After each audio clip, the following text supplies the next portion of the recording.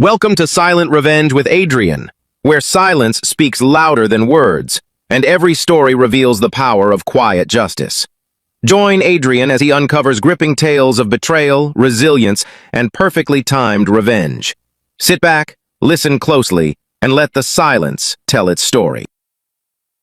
I look at my watch, an old mechanical watch with a worn leather strap.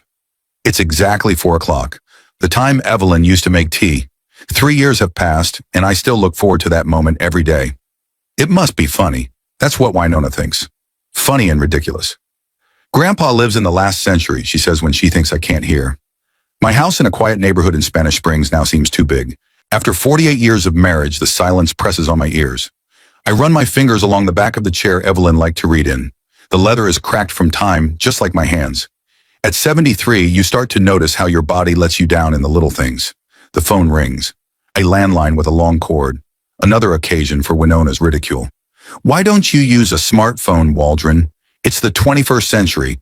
I pick up the phone. Sarah, Dad, it's me. Kenneth's voice sounds tired. Remind me about dinner tonight. 7 o'clock, our place. You don't need to bring anything. I remember, son. I don't have sclerosis yet. Awkward pause. Our conversations are always like this now. Short, awkward. As if we were strangers, not father and son. Okay, I'll see you tonight.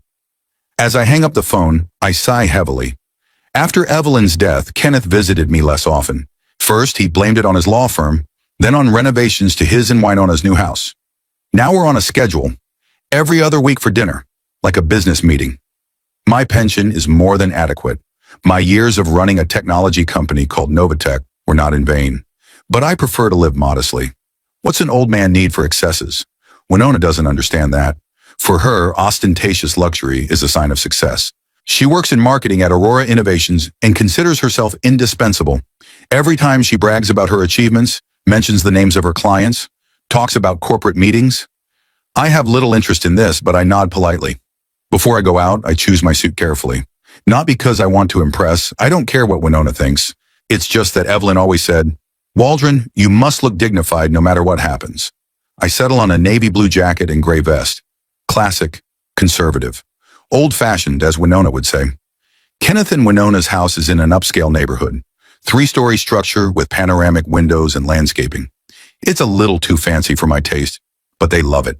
I park my old Ford between Winona's gleaming Mercedes and Kenneth's SUV. My car is an eyesore in the midst of all this luxury. My son opens the door. Something like warmth flashes in his eyes for a moment, but quickly fades. Dad, come on in. He shakes my hand. Not a hug like he used to. The house inside screams money. Marble countertops, designer furniture, paintings in heavy frames. I remember when Evelyn and I set up our first home, a modest apartment on the outskirts of town. Kenneth was born there. He was happy there. Now he looks like he's always afraid of something. Waldron! Winona comes out of the kitchen in a cloud of expensive perfume. I'm glad you took the time. Her smile doesn't affect her eyes. Tall, slender, with perfectly styled blonde hair and flawless makeup. 38 years old and looking younger thanks to the regular treatments she keeps telling me about. Thank you for inviting me, Winona. Come into the dining room. Dinner is almost ready. She's looking at my suit. Oh, you're back in that, interesting ensemble. Amazing fidelity to style. I don't react to the barb. I'm used to it. The dining room sparkles with crystal and silver. Everything is on display. Even the food is more for beauty than satiation. Winona serves some complicated dish with a French name. It's foie gras with truffle sauce and port wine reduction, she announces proudly. It looks interesting, I reply, remembering the simple but hearty dinners Evelyn used to make. Interesting? Winona purses her lips. It's from a 2-Michelin-starred chef. I took a masterclass specifically to learn how to make it. Dad, try it, Kenneth intervenes. Winona spent all day making it. I obediently try it. The flavor is unusual, but stranger than pleasant. Very modern, I say diplomatically. Winona rolls her eyes. Surely you'd prefer mashed potatoes and chops, like in the 50s. Kenneth pretends not to hear, studying the contents of his plate. By the way, Ken and I are thinking about a Mediterranean cruise. Winona changes the subject. 12 days, 5 countries. It would be an amazing itinerary. Sounds great, I nod. Yes, I've recently been promoted. I'm now the deputy head of the marketing department. She smiles smugly. Although I'm actually the manager now, because Pierce isn't doing a very good job. I think I'll have his job soon. Oh, congratulations. Thank you, chuckles. Winona's sipping her wine. What have you been up to lately, Waldron? Still collecting stamps? Not stamps, coins, I correct him. Yes, it's a fascinating pastime. Oh my God, you're like a child with those coins. She laughs, turning to Kenneth. Your father never grew up, did he? My son smiles nervously, not looking me in the eye. Winona, don't start. What? I just find it amusing that a man of his age wastes his time on such primitive entertainment. She turns to me with feigned concern. You might want to look for something more modern. Online courses maybe, or social media. Start an Instagram. Post pictures of your, pennies. I don't think my coins will interest the Instagram audience, I reply calmly. Anyone can interest the audience. The main thing is the right pitch. It's the basics of marketing. She looks at me like an unreasonable child. Of course, you don't realize that. Your generation is used to newspaper ads and TV commercials. I didn't say anything. It was ironic that she was saying this to me, a man who'd been running a major technology company for 20 years. But neither she nor Kenneth knows about my past. After I retired, I decided not to publicize my accomplishments.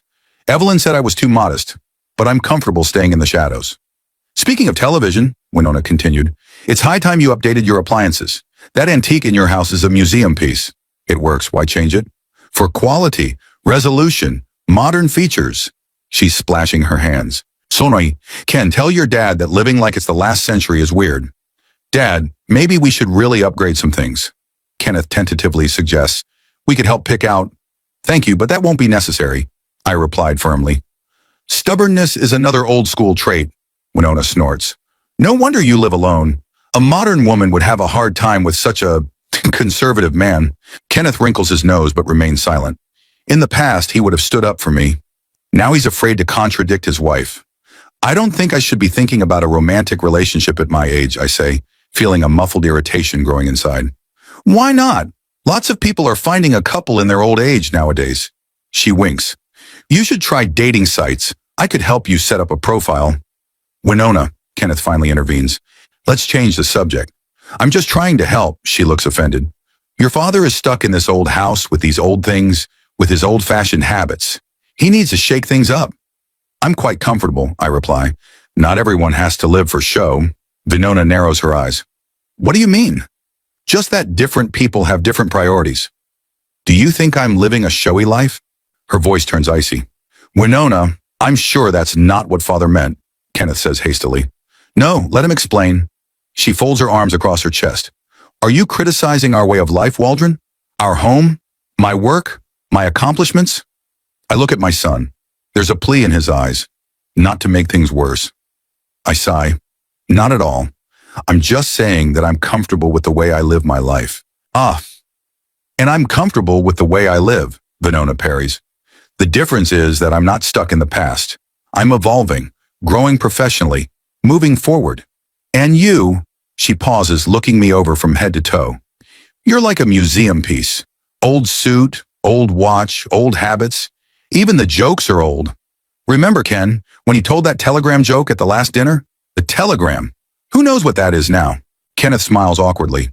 Winona, let's not. No, seriously. She's already gone. I'm trying to be polite, trying to mend relationships, but it's so hard when your father-in-law refuses to live in the real world. Do you know he still pays his bills by check, going to the bank every month instead of setting up autopay? It's the Stone Age. I have my reasons, I reply, feeling my anger rising. No. What reasons could there possibly be for something so ridiculous? She snorts derisively. Fear of technology? Distrust of the internet? Or just senile stubbornness? That's enough, I say quietly but firmly. I don't have to explain every decision I make. See, Ken? That's how he always is. Winona sighs theatrically. No dialogue, just, I've made up my mind. Typical patriarchy. Kenneth looks exhausted. Let's just have a quiet dinner, okay? We eat in silence for a few minutes, then Winona starts again. By the way, you might want to update your closet, Waldron. These vests and three-piece suits. You look like a character in a historical movie. There are great stores where you can find something a little more modern for your age. My closet suits me fine, I replied, trying to remain calm. But you don't want to look ridiculous, do you? She smiles with feigned concern. People must be looking at you on the street. Winona, Kenneth says warningly. What? I care about your father? She turns to me. You know, Waldron, the problem with people of your generation is that you refuse to recognize the obvious. The world has changed, and you either change with it or you become, the weird old man that everybody laughs at. I look at my son. He's avoiding my gaze, studying the contents of his plate. He won't stand up for me. Winona continues, my colleagues and I were recently discussing how difficult it is to work with the older generation of clients. They don't understand modern marketing. They don't embrace new media. They demand printed materials. She rolls her eyes. Such a waste of resources and time. And one client, he's probably in his 70s like you, demanded that we fax him reports. Fax? We didn't even know if we had such a machine. She laughs, expecting Kenneth to join in. He squeezes out a smile. Sometimes the old ways work better than the new, I say calmly. Oh, of course, Winona splashes her hands theatrically. And a steam train is better than an electric train, and candles are better than light bulbs. Why do we even use this awful electricity, right, Waldron? Kenneth clears his throat. Vina, I think you're overreacting. I'm just kidding, darling. She puts her hand on his shoulder. Your father knows I speak with love. Don't you, Waldron? Love. He does. I nod, not wanting to continue this farce. Of course. You see, she looks triumphantly at her husband. Your father and I have a perfect understanding. Dinner continues. Winona talks about her vacation plans, about the new car they are going to buy, about meeting an important client. Kenneth is silent, occasionally inserting brief comments. I eat without tasting. When dessert is served and some complex layered cake, Winona returns to her favorite topic. By the way, Waldron, I saw some interesting computer courses for seniors on the internet. Maybe you should sign up. Learn how to use a smartphone, make accounts in social networks. Thank you, but no, I answer. Why not? Are you afraid of new technology? She tilts her head as if studying a rare exhibit.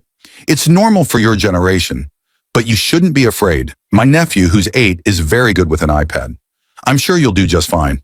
I'm gripping my fork tighter. Evelyn would put her hand on mine right now, reassuring me. But Evelyn isn't here, and I'm alone against this woman. Winona, I ran a technology company for 20 years. I'm not afraid of technology. I just prefer not to waste time on social media. She looks surprised for a moment, then she smiles condescendingly again. Oh, Waldron, what a lovely fantasy. What kind of company did you run? A radio parts store? Kenneth looks confused. Dad, you never told me. Because it doesn't matter. I cut him off. It's in the past. See, Ken? Winona winks at her husband. Your father has an imagination.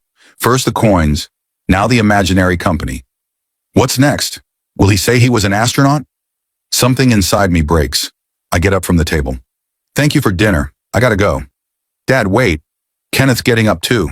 Ah. Oh, come on, Waldron. Winona's waving her hand. I'm kidding. Don't you have a sense of humor? I look at her for a long moment, then at my son. Kenneth, call me when you're ready to talk without an escort. Winona gasps with indignation. What do you mean? How dare you speak like that in my house? I don't answer. I turn around and walk away. I hear Kenneth behind me trying to calm his wife, who is demanding an apology. I get in my old car and drive home. To silence.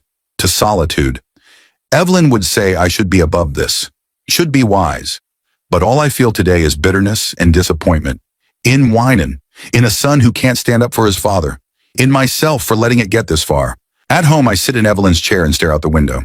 At 73, I find myself alone again.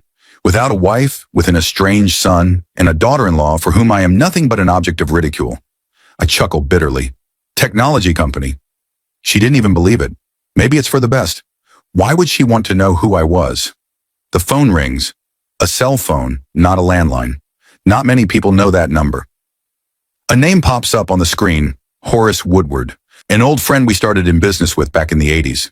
He now owns Aurora Innovations, the same company where Winona works. That's ironic. I hesitate to answer, but eventually I pick up the phone.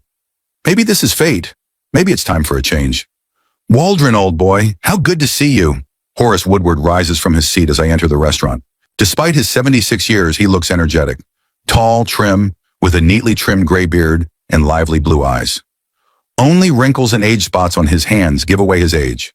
We hug like old friends, which we are. 40 years of acquaintance is no joke. We started out together in the technology business when computers took up entire rooms and the internet was just a scientist's dream. Horace, you look great, I say, sitting down across from him. He waves me off.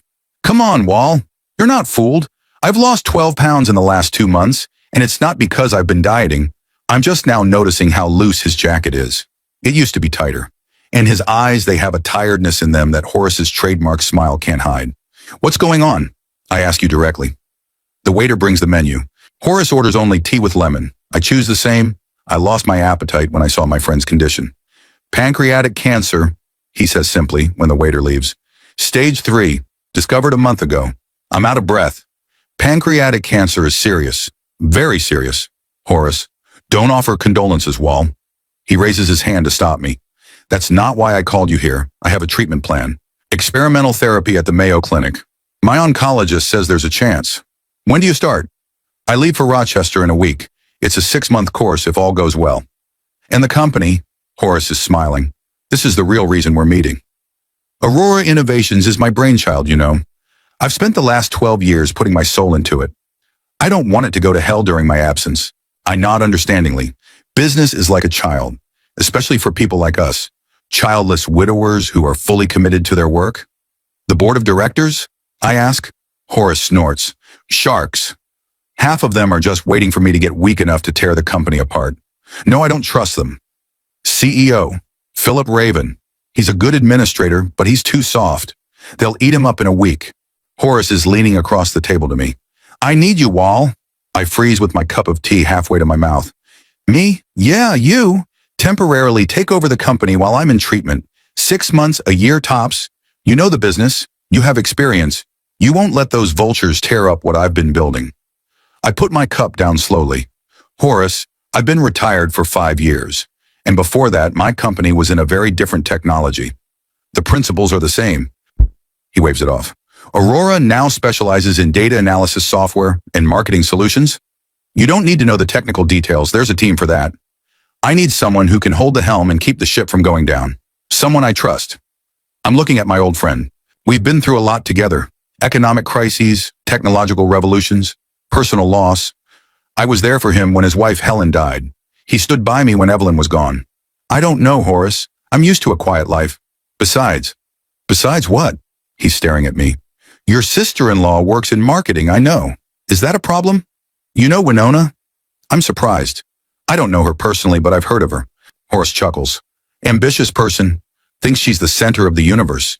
You sure she doesn't know you were the head of Novatech? No. I shook my head. I never publicized my past. After I retired, I preferred to live modestly. Kenneth knows, of course, but he's never told Winona. She thinks I'm just a plain old man with outdated views. Wow, Horace leaned back in his chair, obviously enjoying the situation. It's kind of funny. I can imagine her face when she finds out her father-in-law is the new head of the company. I don't share his amusement. It's going to cause a lot of problems, Horace. Family trouble. I think your family could use a shakeup. He's leaning forward again. Look, Wall, I understand your concerns, but think about yourself. Ever since Evelyn's gone, you've been in a world of your own. You've stopped talking to people. You've given up golf. You've given up traveling. That's not living. That's being. What he said is heartbreaking. Maybe he's right. Since Evelyn's death, it's like I've put life on pause. Every day is like the last. An empty house. Old memories, infrequent and unpleasant visits to my son and his wife. I have my hobbies, I object weakly. Coins? Horace snorts. Come on, Wall. You weren't made to pick through coppers in the silence of an empty house. You're a leader, a strategist. You built a company from the ground up and made it one of the top companies in the industry. And now I need you. He's taking a break. And I think you need me. Or rather, what I'm offering is a chance to feel alive again. I look out the restaurant window. It's autumn, my favorite season. Evelyn loved it too. We often took walks in the park, watching the leaves change color. Life doesn't end when the leaves fall, she used to say. It just comes to a new stage. I'll think about it, I say finally. Horace smiles. Good. Think fast. I don't have much time. I've already prepared the papers. Of course, he's decided everything in advance. That's Horace, always one step ahead. If I accept, I say slowly, it's on my own terms. I'm all ears. Complete freedom of action and management. No interference from the board of directors. Agreed. And no privileges for Winona. If she's a bad employee, she'll be held accountable like anyone else. Horace raises an eyebrow. Nepotism in reverse? Interesting, but I agree with that too. Anything else? I hesitate. Yes, I want my contract to be kept strictly confidential until I'm officially introduced. No leaks, no rumors. Thinking about how to break the news to the family? Horace nods understandingly. Good, it's a deal. You know I can keep a secret. We shake hands, sealing the agreement. There's a strange feeling inside me, a mixture of anxiety and anticipation, a feeling long forgotten. You know, Horace says, calling the waiter over for the bill. Somehow I'm sure this is the right decision. For both of us. I return home, pensive. By agreeing to help Horace, I realize that I'm getting involved in more than just temporarily running the company. I'm challenging myself, my habits, my lifestyle of the last few years, and perhaps my relationship with my son and his wife. Walking past the bedroom, I stop at the closet. In the far corner, my business suits, the ones I wore when I was head of Novatech, hang in their slipcovers. I unzip one of the pouches. The dark gray suit from a good tailor still looks immaculate. I try on the jacket. It fits a little looser than before, but overall not bad. Evelyn always said this suit made me look like a business shark. Maybe that's exactly the look I need right now.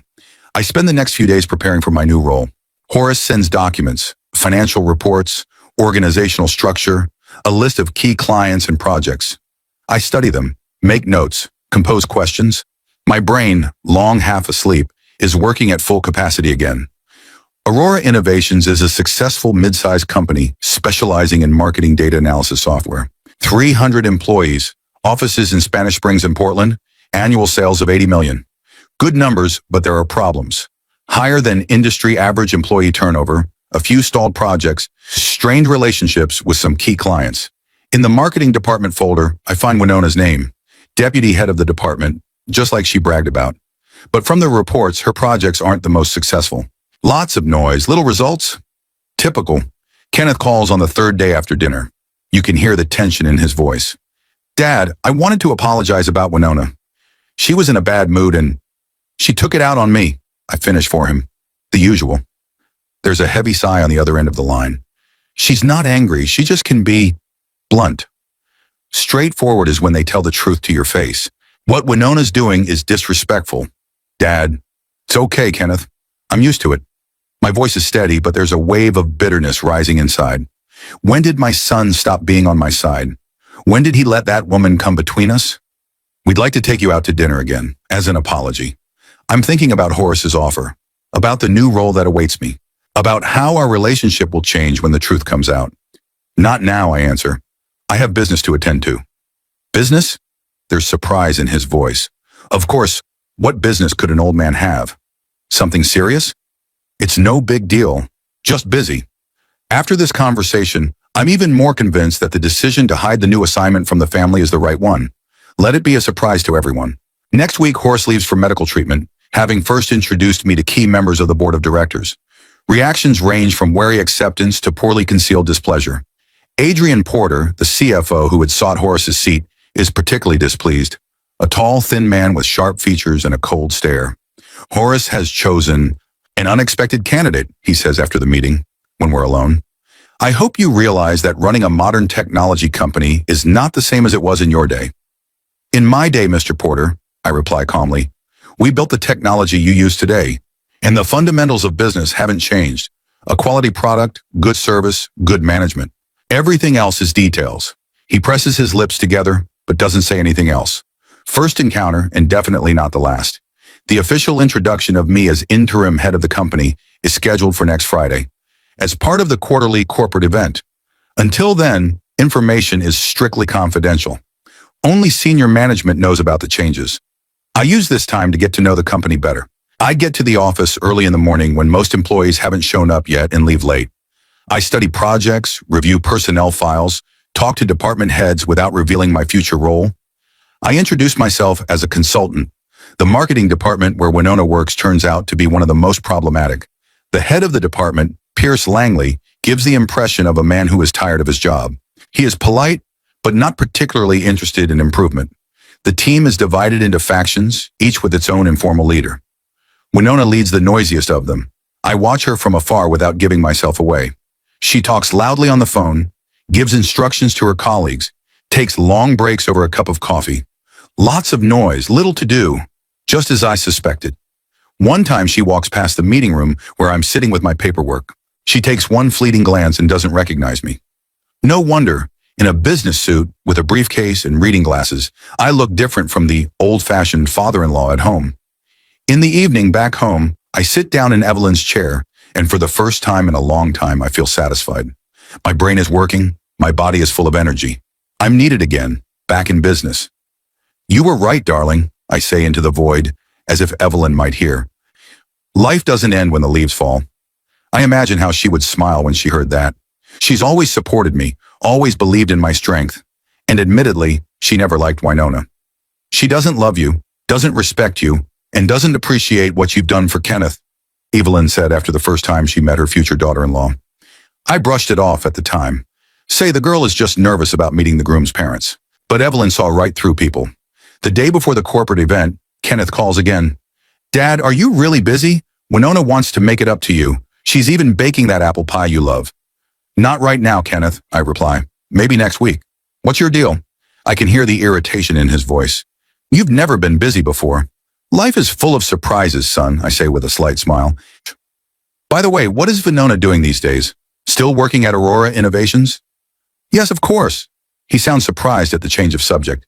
She has some big corporate event tomorrow. She's very excited. Says there's going to be a big announcement from management. Maybe she'll be promoted to department head. Oh yeah, that's interesting. Yeah, she implied that Pierce Langley might be leaving. She's the next in command, so... Oh, I see. I can't help but smile. Well, wish her luck for me. After I talk to my son, I'm finalizing the final arrangements. I approve my contract with the legal department, discuss the format of tomorrow's announcement with the PR team, and go over my list of priorities. One of them includes restructuring the marketing department.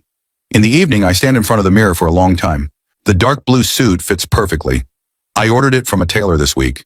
New haircut, polished shoes, gold cufflinks, a gift from Evelyn for 30 years of marriage. I look like an executive, like a man who can't be taken lightly.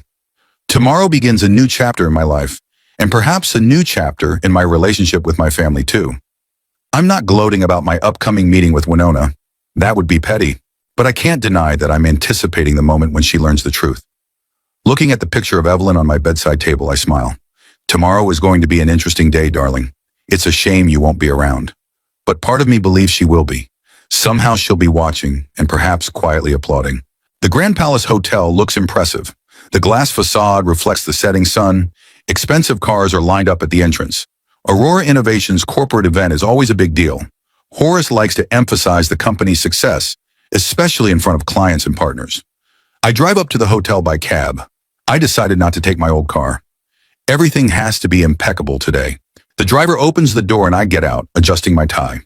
I'm wearing a new suit, polished shoes, and an expensive watch, a gift from Evelyn for our last anniversary. I feel strange, like I'm wearing someone else's skin, and at the same time, it feels painfully familiar. It's how I've dressed every day for 20 years. A young man stands at the entrance with a guest list. He gives me a professional look. Good evening, sir. Your name? No, Waldron Pembroke. He runs his eyes down the list, finds my name, and nods respectfully. Welcome, Mr. Pembroke. Please proceed to the main hall. The event is about to begin. Inside the hotel, it's noisy and crowded. Aurora employees mingle with clients and partners, all in evening wear, glasses in hand, engaged in animated conversation. The lights are dimmed. Soft music is playing. In the center of the hall, there is a small stage with a microphone for upcoming performances. I notice a few familiar faces from the company's management. Adrian Porter, the CFO, is talking to a group of men in expensive suits. Noticing me, he nods slightly, coldly but politely. Our relationship has remained strained since our first meeting. Philip Raven, the executive director, medium height, overweight, with a friendly face and balding hair. Mr. Pembroke, glad you could make it. He shakes my hand. Are you nervous about the announcement? A little, I admit. It's been a while since I've spoken in public. It'll go great. He smiles encouragingly. The team is ready for a change. Horace spoke of you with great respect. I hope to live up to his trust. I'm sure you will. Philip looks around at the crowd. I'm going to go make sure everything's ready for the presentation. I'll be back for you soon. He leaves, maneuvering between the guests. I'm alone and uncomfortable. In my retirement years, I've gotten used to noisy events. I take a glass of mineral water from the tray of a passing waiter and step back against the wall, watching what's going on. Suddenly, I notice her. Winona. She stands in the center of a group of young employees, laughing loudly, gesticulating vigorously. She is wearing a tight black dress with a deep neckline. Her hair is styled in a complicated hairstyle. Bright red lipstick, massive earrings, shoes on dizzying heels. She looks like a woman confident in her attractiveness and influence. Our gazes meet for a moment, and I see her tense up. I recognize it. Her eyes widen with surprise, then narrow. She says something to her companions and heads toward me, stamping her step. Waldron? Her voice sounds incredulous. What are you doing here? Good evening, Winona. I calmly sip my water from my glass. It's a lovely event. It's a private corporate event. She lowers her voice, but you can hear the irritation building. How did you get in here? I got an invitation. An invitation? She snorts. From who? Company executives. Winona looks at me with undisguised suspicion. Is this some kind of joke? You can't be here. This is for employees and important clients. I'm aware of that, I reply calmly. Look, she takes a step closer, lowering her voice to a whisper. I don't know how you got in here, but you'd better leave. Now, before anyone notices. I'm afraid that's not possible. So why is that? Her eyes narrow dangerously. I have business here. Business? She doesn't hide her contempt. What business could you possibly have in my company? Technically, Winona, it's not your company. Don't play word games with me. Her patience is clearly wearing thin. I'm the deputy head of marketing, and I'm telling you to leave. Otherwise, there will be trouble. A young man approaches us, a colleague of Winona's, judging by the company badge on his lapel. Is everything all right, Winona? He looks at me worriedly. No, James, it's not. She crosses her arms over her chest. This, gentleman has somehow infiltrated our event. I think we should call security. James looks confused. Are you sure? Maybe he's a guest of someone in management? I know that person. Winona cut him off. He's my father-in-law, and he doesn't belong here. Your father-in-law? James shifts his gaze from her to me, clearly unsure of how to respond. Yes, and he has nothing to do with Aurora Innovations. She turns to me. Waldron, I don't know what kind of game you're playing, but it's over. Leave voluntarily or you will be escorted out. I calmly finish my water and place the empty glass on the tray of a passing waiter. I'm not going anywhere, Winona. Her cheeks flush with anger. James, call security. Why don't we talk to someone in management first? He tentatively suggests. No need, I'll take care of this myself. She turns around abruptly and takes a quick step toward the exit of the hall, where two large men in security uniforms are standing. I watch as she emotionally explains the situation to them, occasionally pointing in my direction. James shuffles awkwardly from foot to foot beside me. Excuse me, sir, but who are you exactly? You'll find out soon enough, I reply with a slight smile. Winona returns, accompanied by two guards. Her face is contorted with gloating. There he is, she points at me. This man has infiltrated a private event. He is neither an employee nor an invited guest. Please escort him out. The guards approach me. One of them, an older man, addresses me politely but firmly. Sir, may I see your invitation? I pull an envelope with the official Aurora Innovations logo from my inside jacket pocket and hand it to the guard. He opens it, examines the contents, and there's a noticeable change in his face. It's all right, sir. Sorry to bother you. What do you mean, it's okay? Winona snatches the invitation out of the guard's hands. There's been some kind of mistake. He can't. She stops talking after reading the text. Her face goes pale. It's a forgery, she says in a trembling voice. It must be a forgery. At that moment, Philip Raven approaches us. There you are, Mr. Pembroke. He smiles. We're ready to begin the presentation. They are waiting for you on stage. Winona shifts a shocked look from me to Philip and back again. Philip, do you know this man? Of course. He raises his eyebrows in surprise. This is Waldron Pembroke, our new acting CEO. Horace personally selected him for his absence. Winona's face stiffens. She opens her mouth but can't utter a word. I'll be right with you, Philip, I say calmly. Give me a moment. He nods and leaves. The guards retreat, apologizing. James stands with his mouth open, shifting his gaze from me to Winona.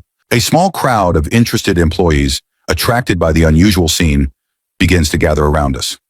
Guards, kick that beggar grandfather out, exclaims Winona hysterically, trying to save face. He can't be the director. This is some kind of mistake. James nervously leans towards her. Winona, hush. It really is Mr. Pembroke. I saw his name in the official press release this afternoon. He's the former head of Novatech, one of the biggest tech companies of the 90s and noughties. Winona freezes, digesting the information. The former head of... But that's impossible. He's just... She falls silent, looking at me with new eyes.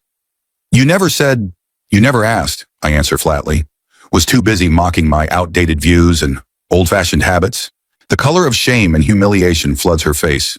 A decent-sized crowd has already gathered around us, many whispering as they watch the drama unfold. Mr. Pembroke, please forgive me, she begins, but I raise my hand to stop her. I think we should continue this conversation later. I'm expected on stage now. I turn around and walk toward the stage, leaving Winona standing surrounded by curious colleagues.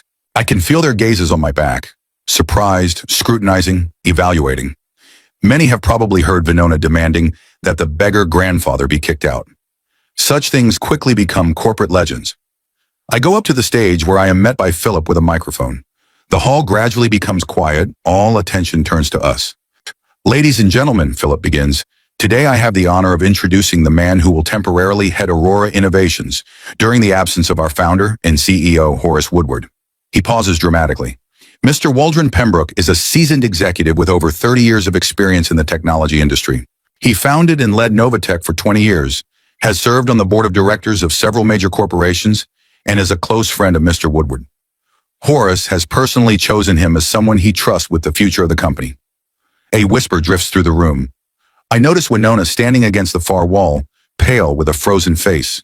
Next to her is James saying something quietly in her ear. Probably more information about my past. Philip hands me the microphone. I take a deep breath, gathering my thoughts. It's been a long time since I've spoken in front of an audience like this, but skills, it turns out, are not forgotten. Good evening, I say in a firm voice. First of all, let me say that I am honored to be temporarily in charge of Aurora Innovations. Horace Woodward is a longtime friend and colleague of mine, and I will do my best to honor his trust. I pause, glancing around the room. Most of the faces express polite interest. Some are wary, others curious.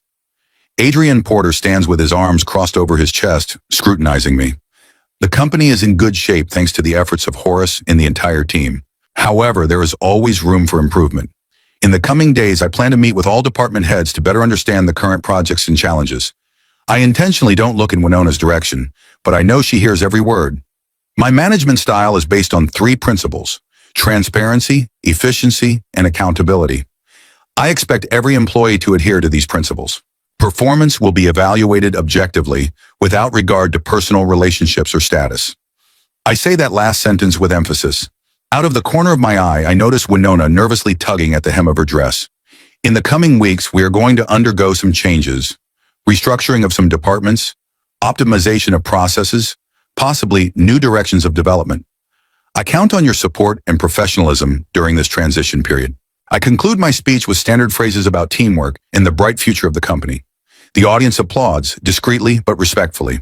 Philip returns to the stage, thanks me, and announces the start of the buffet.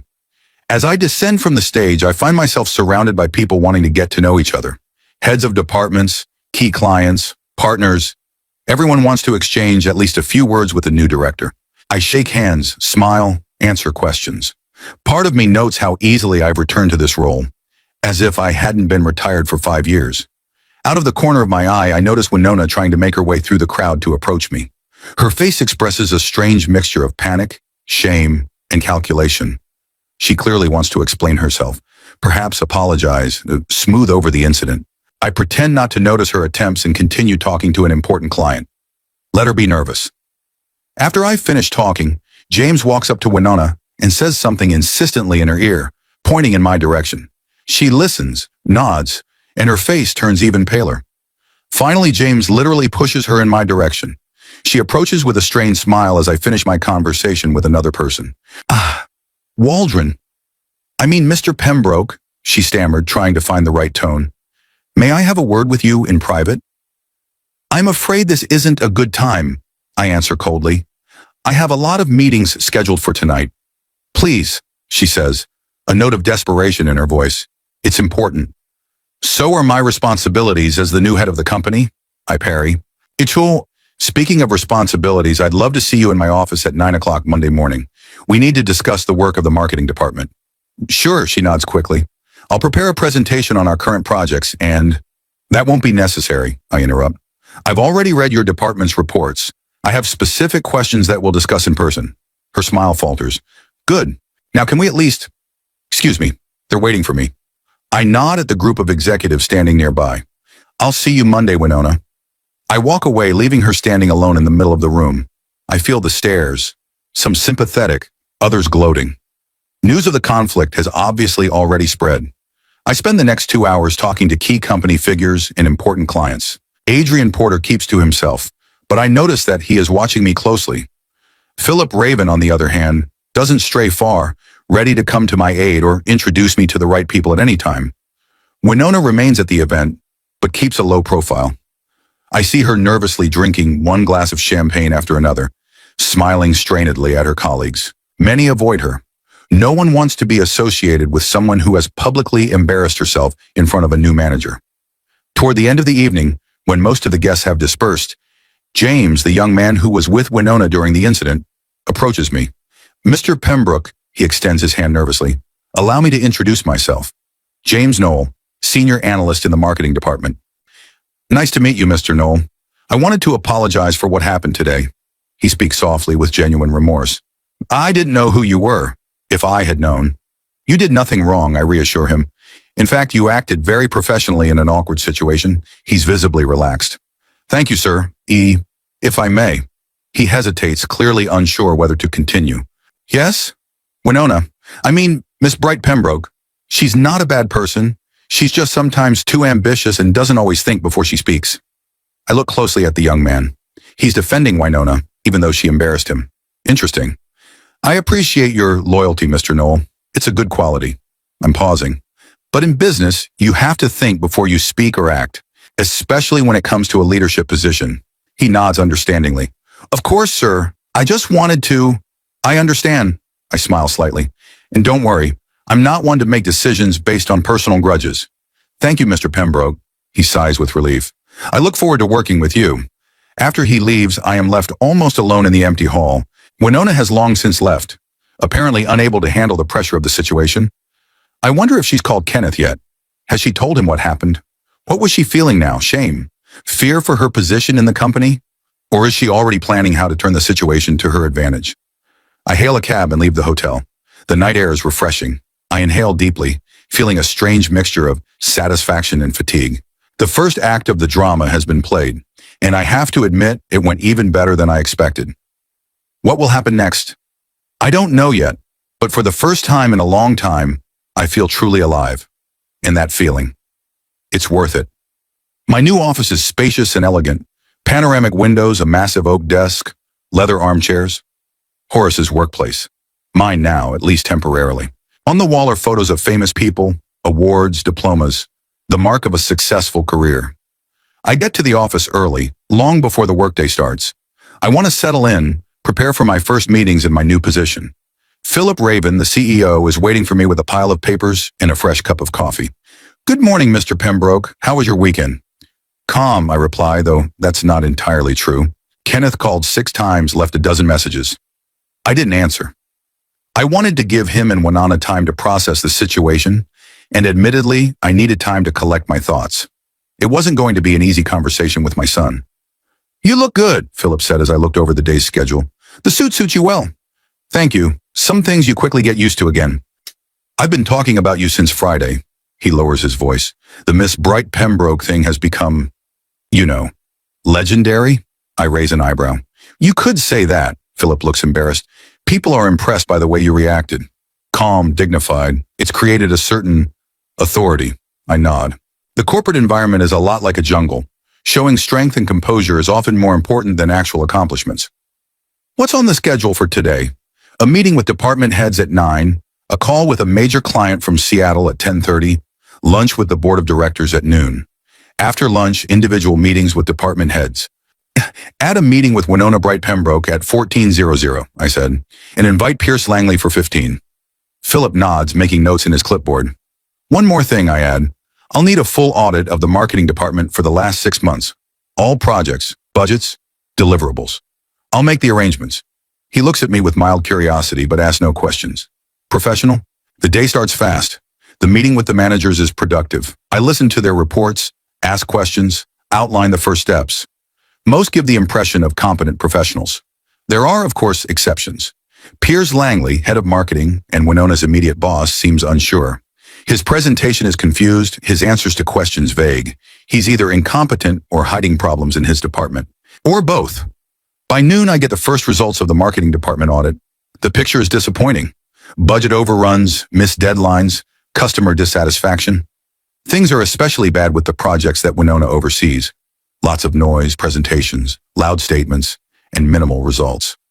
Lunch with the board of directors takes place in a tense atmosphere. Adrian Porter, the CFO, is clearly unhappy with my appointment. He asks tricky questions, alluding to my age and long absence from the business. I parry calmly with a touch of irony. The rest of the board watches our verbal duel, assessing the new leader. Finally, it's time to meet with Winona. She enters the office at 2 o'clock, sharp, impeccably dressed. A strict business suit instead of the usual colorful outfits, minimal makeup, hair gathered in a neat bundle, trying to look serious and professional. Good afternoon, Mr. Pembroke. Her voice sounds formal, without the usual swagger. Have a seat, Miss Bright Pembroke, I reply, deliberately using her double last name and formal address. She sits down across from me, her back straight, her hands folded in her lap. Nervous, though she tries to hide it. First of all, I would like to apologize deeply for the misunderstanding at the corporate event. She's speaking in rote sentences. I was unaware of your appointment and acted on erroneous assumptions. You didn't just act on faulty assumptions, I say calmly. Sure, no. You publicly insulted someone you didn't know well based solely on appearances and your own prejudices. Her cheeks redden slightly. I fully realize my mistake, and I am truly sorry. Good. I'm opening the report folder. But I didn't invite you here to discuss personal relationships. We're going to have a serious conversation about your professional endeavors. Her eyes widen. Professional? Cherie? Yes. I show her a chart. These are the marketing department's project performance numbers for the last 6 months. Your projects are highlighted in red. As you can see, the results are unsatisfactory. She studies the document, and her face changes from confidence to confusion to panic. But, these numbers don't tell the whole story. Many of the projects are in the long term and... I've read the full reports, Ms. Bright Pembroke. I'm interrupting her. Even with a long-term perspective, your results are far below expectations. 30% over budget, missed deadlines, dissatisfied clients. But I've gotten great feedback from... Piers Langley? I raise an eyebrow. Who's in danger of being fired for mismanagement of the department? She's pale. I didn't know. Obviously, I close the folder. Ms. Bright Pembroke, I value honesty and professionalism. I see neither in your work. That's not fair. Her voice is shaking with indignation. You're judging me prejudicially because of a personal relationship. On the contrary, I look her straight in the eye. I'm judging solely on performance, and they are unsatisfactory. Give me a chance to prove. I'm giving you a month, I interrupt her. 1 month to make things right with your current projects. After that, we'll get back to this conversation. The relief on her face turns to wariness. What if I can't do it in a month? Then the company will have to reconsider your position. I say this without emotion, just stating a fact. She swallows. I see. One more thing. I'm looking at her closely. I know you're gunning for Pierce's job. Forget it. The department restructuring isn't going to promote you anytime soon. Her face contorts with anger for a moment, but she quickly pulls herself together. I understand. Good, that'll be all. I'm going back to the papers on my desk. The results of your projects will be reviewed personally, weekly. She stands up, still trying to maintain her dignity. Thank you for your time, Mr. Pembroke. Goodbye, Ms. Bright Pembroke. As she leaves, I feel strangely relieved. The conversation was unpleasant, but necessary. And it's not a matter of personal revenge. The department is really not working well, and Winona is one of the reasons. The meeting with Piers Langley is even more tense. He tries to justify himself, blames it on his subordinates, on market conditions, on anything but his own incompetence. I give him the same deadline, a month to rectify the situation. In the evening, when the office is empty, I am alone in my office. I review reports, take notes, make a plan of action. The work takes me back to the old days. I feel alive, needed, important. It's a feeling I had almost forgotten during my retirement years. The phone rings when the clock reads almost 9 o'clock in the evening. Kenneth's number. I take a deep breath and answer. Yes, son. Why didn't you answer the phone? His voice sounds strained. I've been worried. I've been busy. New job takes time. New job, he snorts. You could have warned me you were going to be Winona's boss, and you could have told her what I was before I retired, I parry, but I chose not to mention it. Pause. It's hard to explain. Try, he sighs. Winona, she's very ambitious, proud of her accomplishments. If she knew you were the head of a big company, would she treat me with respect? I finish for him. And that's bad because? No, that's not it. He sounds annoyed. It's just that she and I have our own lives. Your past, your accomplishments are not part of our reality. His words hit me harder than I expected. Not part of our reality. As if I'm some kind of relic, a piece from a museum. Not a living person with experience, knowledge, history. I see. My voice sounds colder than I intended.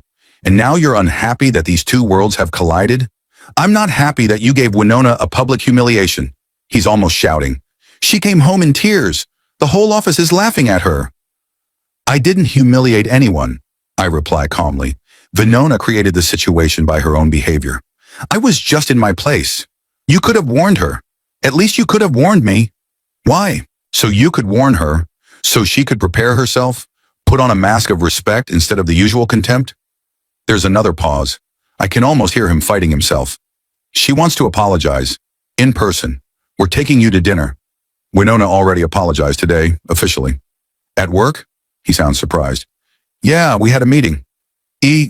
How'd it go? Professionally. I don't go into details. We discussed her work and her prospects. Prospects? There's anxiety in his voice. You're not going to fire her, are you? It depends on her performance in the next month. Dad, he's outraged. This is personal revenge. You can't do this. Don't yell at me, Kenneth, I say quietly but firmly. I judge Winona's performance solely on objective measures, and they are unsatisfactory. Ask her. She knows what I'm talking about. That's not true. She's great. She's valued in the company. Appreciated by who, I ask. Pierce Langley. Who's on the verge of being fired? Or do you just believe what she tells me at home? He's not talking. I got a point. Look, son, my voice softens. I realize this is a difficult situation, but I'm acting in the best interest of the company Horace entrusted me with. If Winona's a good professional, she'll prove it with results. If not, she'll have to find another job. It's business, nothing personal. Since when did you become so, soulless? His voice is full of bitterness. Mom would never approve. Mentioning Evelyn hurts, but I don't show it. Your mother always valued honesty and fairness, and she didn't approve of people using family connections to advance their careers. Winona has never... Kenneth, I interrupt. Saram, we both know that Winona didn't get her position through talent alone. Her uncle had connections to the company. It's no secret. He stops talking. Then he sighs. Still, you could have done things differently. I might have, but what's done is done. I look at my watch. It's late now, and I have a busy day tomorrow. Okay, he sounds tired. But we need to talk in person. This is a conversation we can't have over the phone. I agree. Come to my place on Saturday. Without Winona. Why without her? She's part of the family. Because you and I need to talk like father and son. Just the two of us. Pause. Okay, Saturday. After talking to Kenneth, I feel tired. The day has drained me emotionally and physically. But at the same time, I feel a strange satisfaction.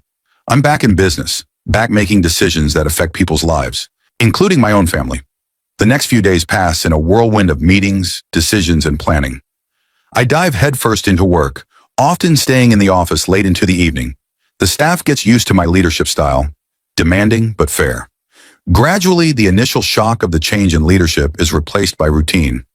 I see Winona in passing, in the corridors at general meetings. She is in... Sure, I nod, putting the papers aside. She looks tired, circles under her eyes, pale, tense posture. I've prepared an interim report on the Greenwood project. She holds out the folder. I know the weekly report isn't until tomorrow, but I wanted to show that we've already fixed the major flaws. I take a quick look at the documents. Indeed, progress is visible. Looks good. Keep up the good work. She doesn't leave, shuffling from foot to foot. Anything else, Ms. Bright Pembroke? Yes. She's taking a deep breath. I was wondering, is it true that you were the head of Novatech? Yes, 20 years. 22 to be exact. She shakes her head as if she can't believe it.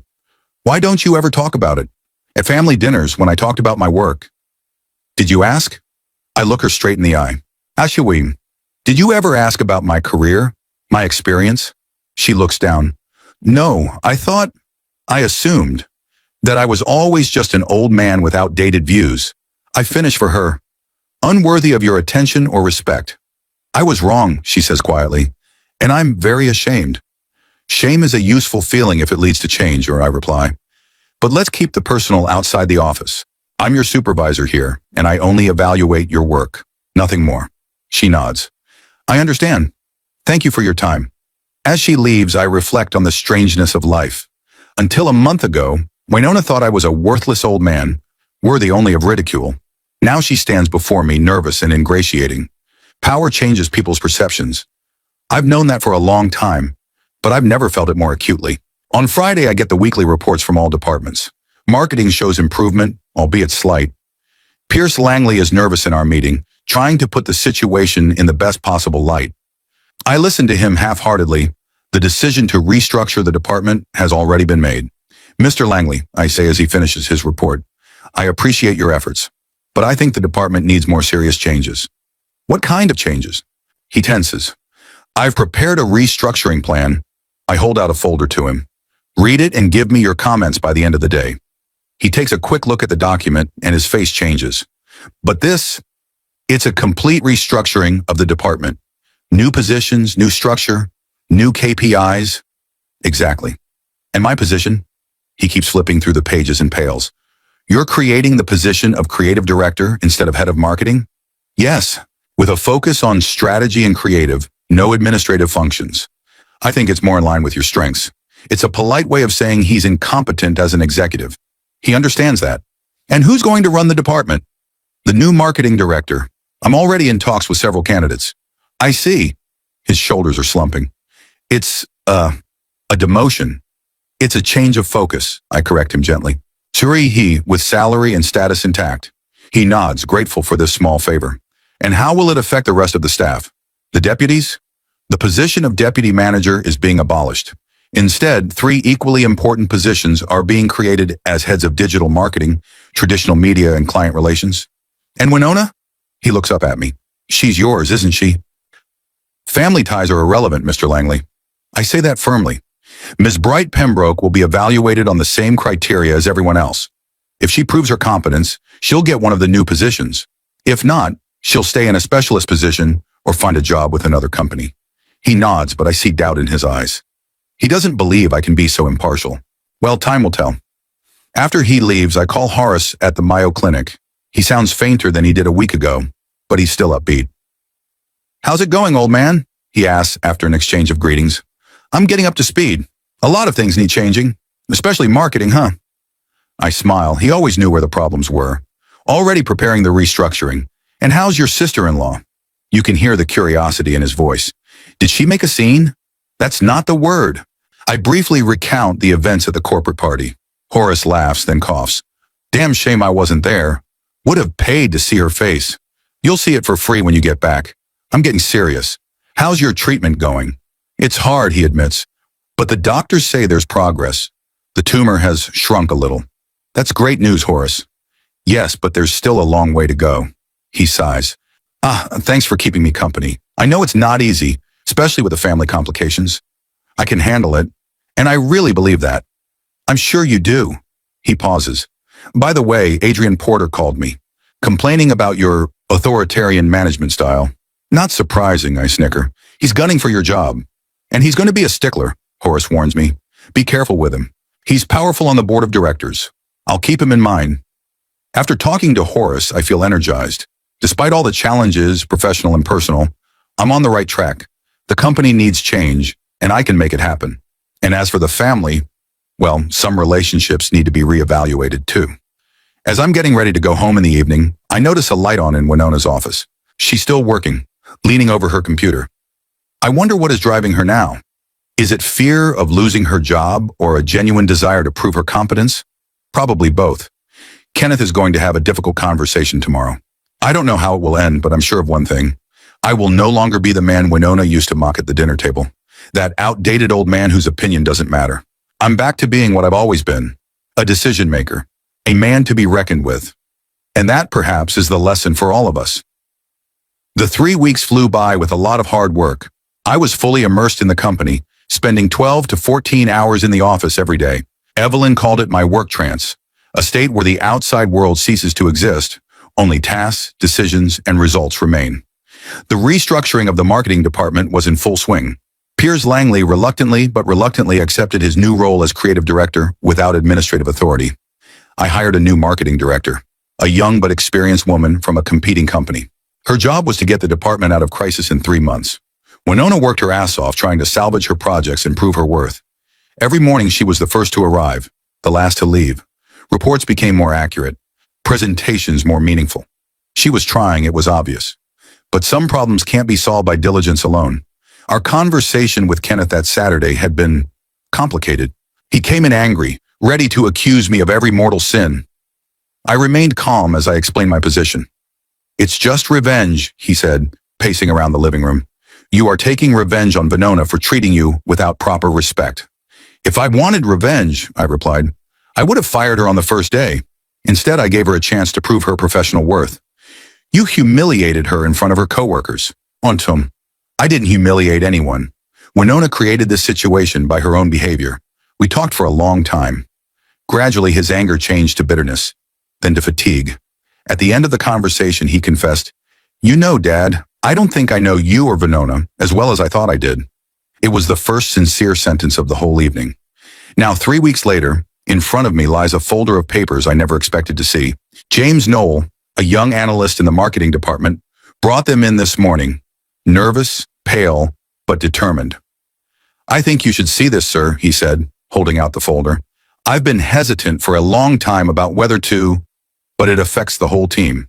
Inside is evidence of Winona's unprofessional behavior, screenshots of emails where she maligned colleagues and superiors, internal documents she shared with competitors, falsified campaign performance reports, and, most embarrassingly, recordings of conversations where she brags about her connections to me.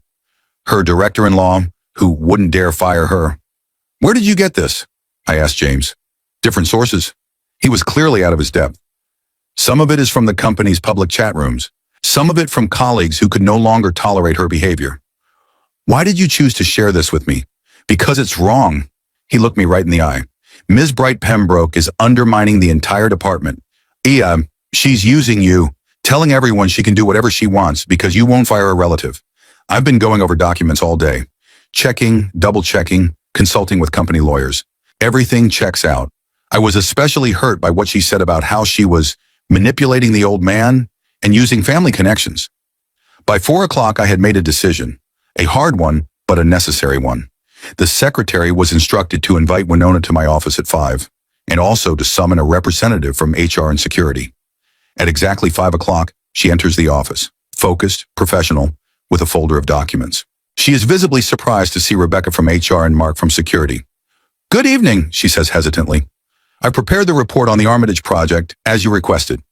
"Thank you, but it's no longer required," I reply flatly. "Have a seat, Ms. Bright Pembroke." She sits down, clutching the folder nervously. Rebecca and Mark stand by the door, silent, serious. "What's going on?" Winona shifts her gaze from me to them and back again. I open the top folder on the desk.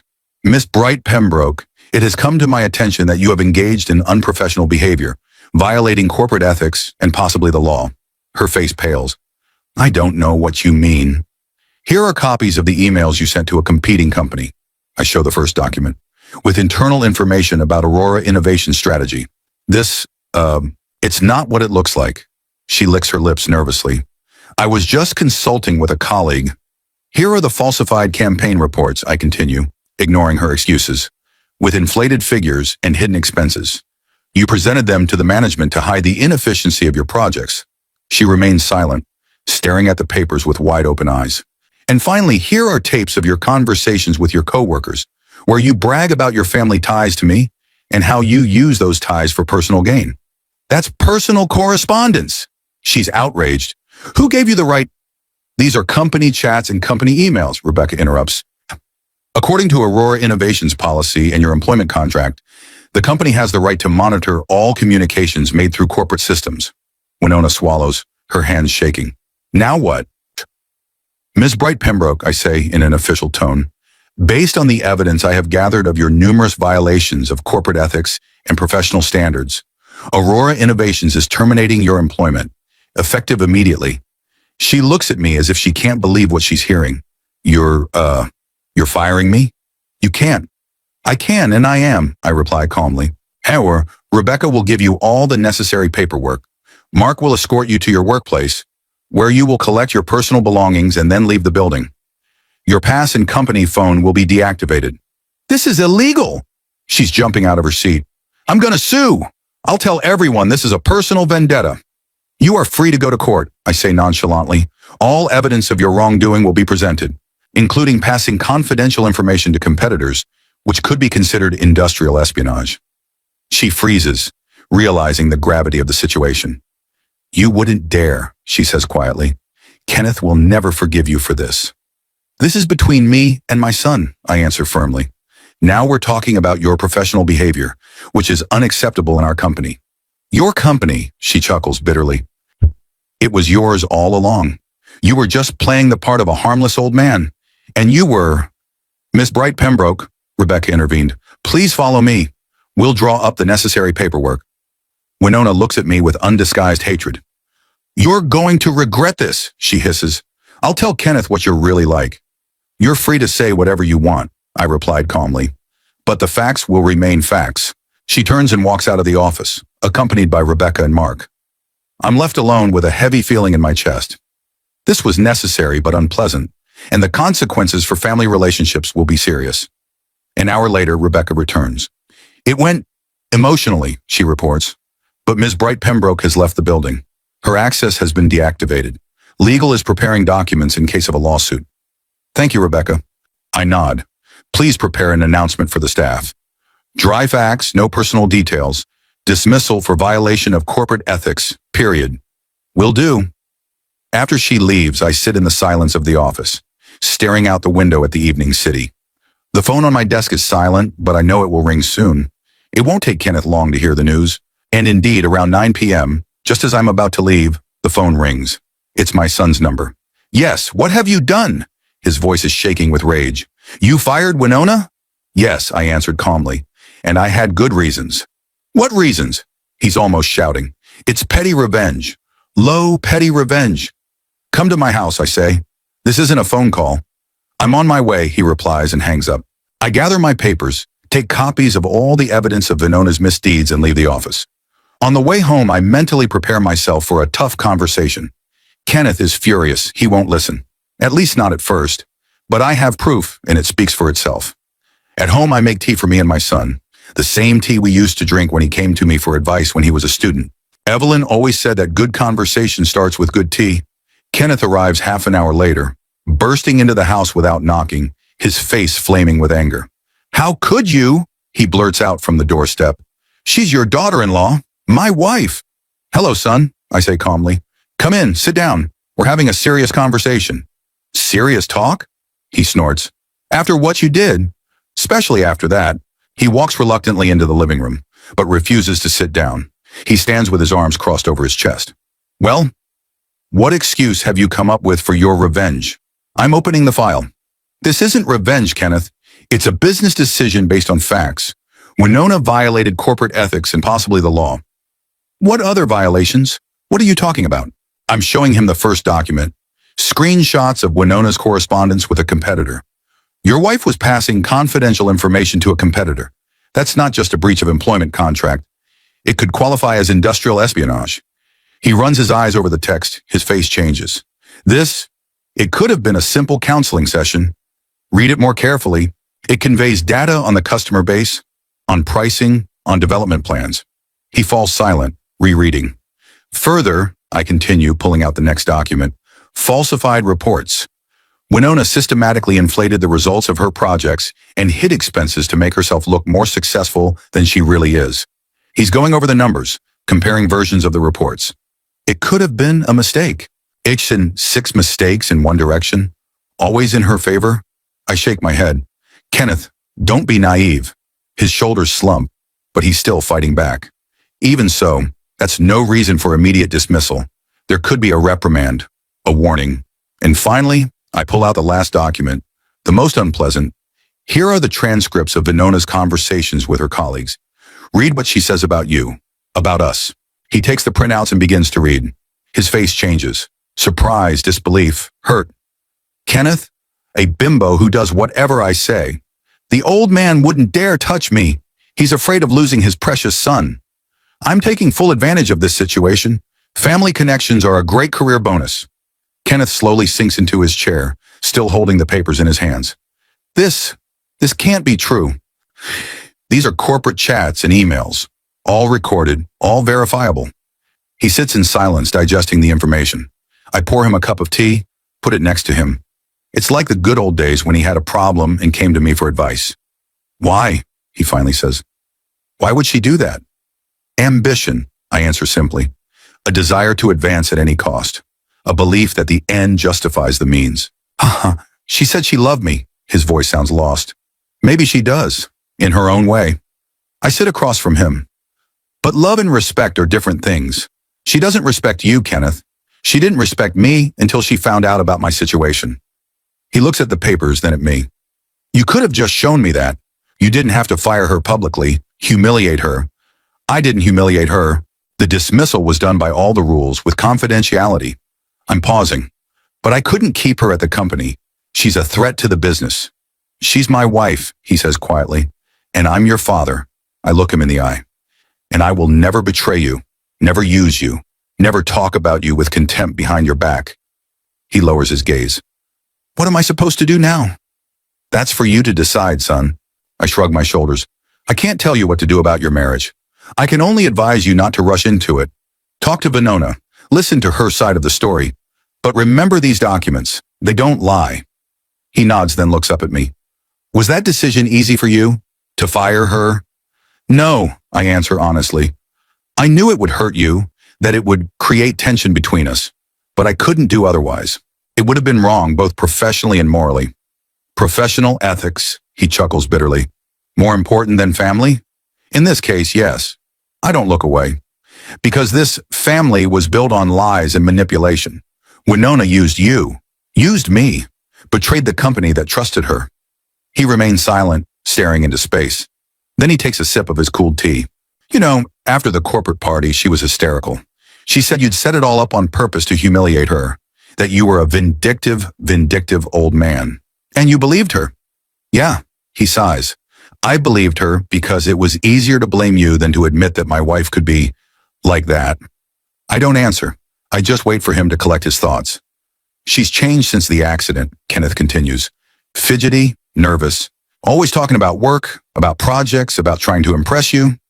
She had been working really hard the last few weeks, I admitted, but apparently it wasn't enough, or too late. He gets up, walks over to the fireplace. He looks at the photos, his childhood pictures, his wedding photo with Winona, a portrait of Evelyn. My mom always said Winona wasn't the woman to make me happy, he says thoughtfully. I didn't listen. I thought she was just being picky, that no one would be good enough for her son. Your mother had a way of seeing through people, I say quietly. It was her gift. And a curse. And you, he turns to me. Did you see through Winona too? No, I shake my head. Sharonaturm. I just saw the way she treats you, the way she talks about you, the way she looks at you when she thinks no one can see, with slight contempt, with weariness, like a burden. He flinches as if from a blow. You've never talked about it. Would you have listened? I raise an eyebrow. Or would you just assume I'm meddling, that I'm trying to destroy your family? He doesn't answer, and that's an answer in itself. What happens next? He asks after a pause. With the company? We'll find a new employee to take Winona's place. Life will go on. No, I mean, with us, you and me. I look at my son, a grown man, a successful lawyer, and yet a confused boy who doesn't know what to do. It's up to you, Kenneth. I will always be your father. I'll always be there for you if you need me. But I won't apologize for doing the right thing. And I won't pretend your marriage is healthy and happy when it isn't. He nods, accepting my words. I have a lot to think about everything. Of course. He gathers up the papers, putting them back in the folder. Can I take this? I want to, talk to Winona. Show her. Take it. I have copies. He's on his way out, stops at the door. Thank you, Dad, for the truth. Even if it hurts. The truth is always better than a pretty lie, son. Sooner or later. After he's gone, I sit in silence for a long time, looking at Evelyn's portrait. I did what I had to do, as the head of the company, as a father, as a man with principles. You did the right thing, Evelyn would say, but doing the right thing doesn't always lead to a happy ending. I know that. I know that my relationship with my son will never be the same, that his marriage may break up, that there are hard times ahead for all of us. But there's another side to it. I feel alive again, significant, a person who makes decisions and takes responsibility for them, a man that Evelyn would be proud of. And right now, in the silence of an empty house, that's enough. It's been 5 months since I fired Winona. 5 months of change, both in the company and in my life. I stand at the panoramic window in the office of the director of Aurora Innovations and watch the sunlight play on the glass facades of the neighboring buildings. Today is a special day. Horace is coming back. His treatment took longer than anticipated. The experimental therapy produced complications and additional rehabilitation was required. But now he is healthy as possible for a man who has beaten pancreatic cancer. The staff has gathered in the lobby. Everyone wants to greet the returning founder. Many are holding flowers, gifts, cards with wishes. The atmosphere is festive, uplifted. Horace enters, thin with thinning hair, but with the same sparkle in his eyes. Applause, greetings, hugs. When he sees me, he smiles broadly and comes toward me. Wall, old boy. He hugs me tighter than I expected. How glad I am to see you. Likewise, Horace. You're looking good. You lie and you don't blush. But I like that lie. Let's go into the study. We need to talk. In the office, Horace gets right to the point. Wow, I want you to stay on the board of directors of Aurora Innovations. I'm surprised. I didn't expect this. Horace, I appreciate the offer, but there's no buts. You saved the company, pulled it out of stagnation. A lot of people didn't believe you could do it, but you proved to them all that it's too early to write us off. Besides, he continued, I can't work the way I used to. The doctors have told me not to. I need someone I trust to share the load. I think about it. The offer is tempting. These months of work have given me back my zest for life, my sense of meaning and purpose. I'm flattered by your offer, and I accept. On one condition, your schedule must be flexible. It's a deal. 3 days a week works for you. I'm good.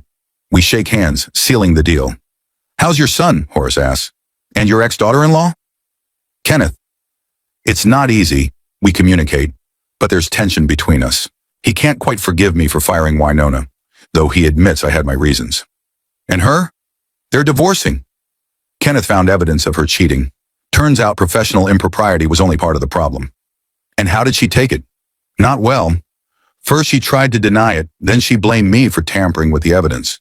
Started spreading rumors about me in the professional community. And how did that affect your reputation? It didn't. She had no weight in the industry. Besides, the results speak for themselves. The company's thriving. And you? How do you feel after all this? I feel, free. Free from falsehoods, from toxic relationships, from being the harmless old man who can be ignored. After the transfer of power ceremony, I come home. In the mailbox is an envelope from Kenneth inviting me to dinner. Just you and me, Dad. We need to talk. It's the first step toward reconciliation, not a complete repair of the relationship. There's too much hurt and resentment on both sides, but a step in the right direction. On the day of the meeting, I carefully choose a suit. Not too formal, but not casual either. Something in between, like our relationship now, balancing between alienation and reconciliation. The restaurant hasn't changed since Evelyn and I used to come here every month. Kenneth is already waiting at a table. He looks better than the last time we saw him less tense. Hi, Dad. He stands up and hugs me awkwardly. It's the first hug I've had in months. After exchanging pleasantries, Kenneth gets to the point. I wanted to apologize, Dad, for not believing you, for accusing you of being vindictive when you were just doing your job. You were protecting your wife. That's natural. But I had to see the truth. All the signs were there. I just ignored them. Love often blinds us, son. It wasn't love. It was a convenient deal. I was getting a beautiful, ambitious wife. She gets access to my connections, status, finances. She tried to smear you, you know, telling everyone you were a tyrant who destroyed our family over old grudges. I know she did. I didn't let her. I told the truth to those who asked. Thank you, I say, touched by his support. It's the least I could do. I hear you're staying at Aurora Innovations? Yes, Horace suggested it, and I accepted. I'm happy for you. You need it. Purpose, work, recognition. I missed it after I retired, after your mom died. Why didn't you ever talk about it? I guess I didn't want to be a burden. I didn't want you to feel responsible for my happiness. You were never a burden, Dad. You're my dad, the only parent I have left. After dinner, when we say goodbye, he hugs me tighter. I love you, Dad. I love you too, son. Saturday, Horace and I go golfing for the first time in years. On the way, we discuss future plans for the company and our own. Life is too short to waste it on regrets, Horace says. You have to move forward, try new things, take risks. It's never too late to start a new chapter, I agree. On the golf course, we are greeted with respect two successful businessmen whose experience and wisdom are valued more than gray hair. No one looks at us condescendingly. We are equals among equals here. I take the first shot and watch the ball fly in a perfect trajectory. Just like my life is now, moving in the right direction with a clear purpose. 5 months ago, I was a lonely old man, not taken seriously even by my own family. Today, I am a respected leader, someone whose opinion is valued. I have regained control of my life. Yes, there were losses. The relationship with my son has changed, although it is beginning to recover. But there are more gains. A new job, new friends, new confidence. At 73, I am not ending my life. I am beginning a new chapter of it. Without toxic relationships, without the need to hide my accomplishments, without the fear of being me. A free man in a free world. And that is perhaps the main lesson of this whole story. It's never too late to change your life. It's never too late to demand the respect you deserve. At 73, I'm not ending my life. I'm starting a new chapter of it. Without toxic relationships, without the need to hide my accomplishments, without the fear of being me, a free man in a free world. And that is perhaps the main lesson of this whole story. It's never too late to change your life. It's never too late to demand the respect you deserve. It's never too late to become the person you want to be. Thank you, Winona, for that lesson. It's the only thing I'm grateful for.